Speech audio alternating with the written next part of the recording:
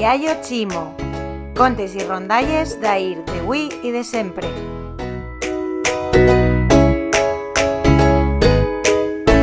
Joan Petit quan balla, balla, balla, balla. Joan Petit quan balla, balla amb el dit, dit. Xina balla Joan Petit.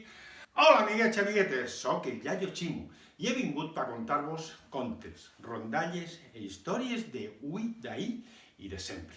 Avui vos vaig a contar una història, un conte molt bonic d'un altre petit, que no és Joan Petit, és el Petit Avet. És un conte molt rebonic i vos va agradar moltíssim. Ja veureu.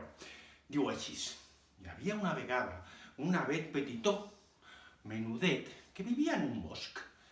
En aquell bosc estava tot ple d'arbres molt més grans que ell. Tots en tenien fulles grans com a pàmpols con la mà, unes més grans, altres més xicotetes, verdes, lustroses i precioses.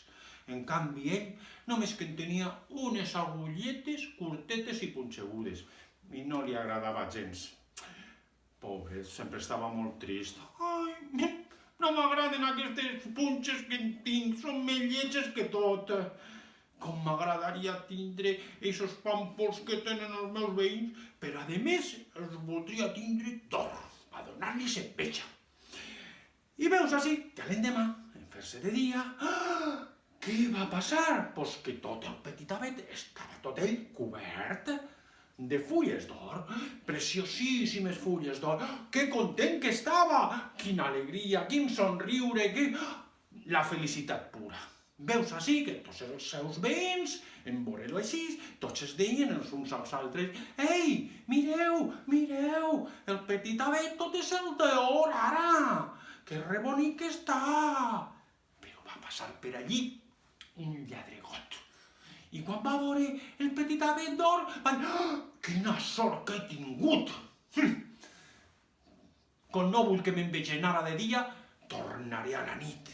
I veus així que a la nit torna el lladregot en un sac molt gran, molt gran, molt gran. Pum, pum, pum. Se'n va on estava el Petit Avet. Esta bull, esta també, aquella bull. I una a una li va furtar totes. No va deixar ni una fulla pel record. Pobre. Tot el pobre Petit Avet es va quedar tot nu. A l'endemà, quan se va fer de dia, estava tot despullat i tot era plorar. M'han furtat les fulles d'or, que desgraciat que soc. Si almenys poguera tindre, mira, fulles de vidre que també són molt boniques i lluïsen molt. I sabeu què va passar?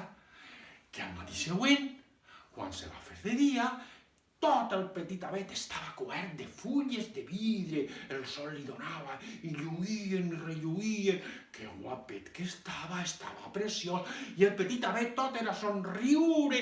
Ja puc estar tranquil, ara no me'n furtaran les fulles, perquè ara tinc fulles de vidre. Que bé, que bé! I tots els veïns, en veure-lo tan content i en tan bonic, tots es deien els uns als altres: «Oh, que bonic que està el Petit Avet! Tot ell és de vidre ara, que guapet!» Però passat el dia i arribar la nit i es desfermà una tempesta terrible. Vinga de bufar l'aire, de ploure, de caure granís. I el pobre Avet demanava clemència: «Per favor, pareu, atureu a estar!» Però l'aire vinga i el bufarull pa amunt i pa avall i totes les fulles destrossades. Al dia següent, en fer-se de dia, un destroç, totes les fulles trencaren, i el pobre Avet: «Ai, que desgraciat que soc! Les fulles d'or me les furten, les fulles de vidre se'n trenquen, soc un desgraciat!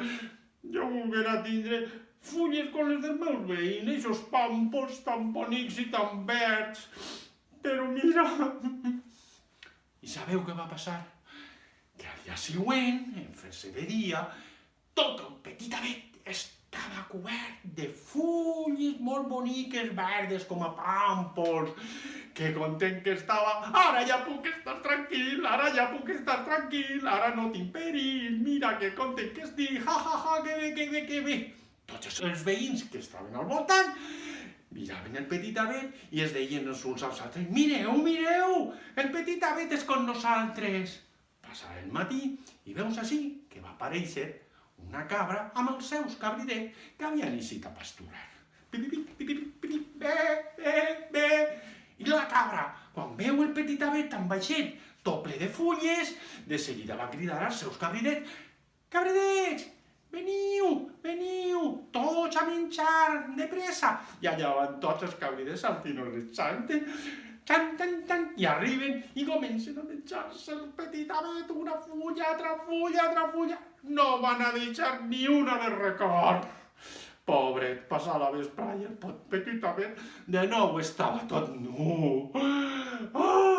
Comença a plorar. Les fulles d'or me les furten, les fulles de vidre se'n trenquen, les fulles verdes se les mengen els cabridets. Que desgraciat que soc, semblava una criatureta de tant de plorar. Ai, si almenys tingués les meues punxegudes fulles, jo voldria tindre-les aixina. I en fer-se de dia, sabeu què? Tot ell estava cobert de les seues agulles punxegudes. Que content que està, que feliç que és, ja s'ha guarit del seu orgull.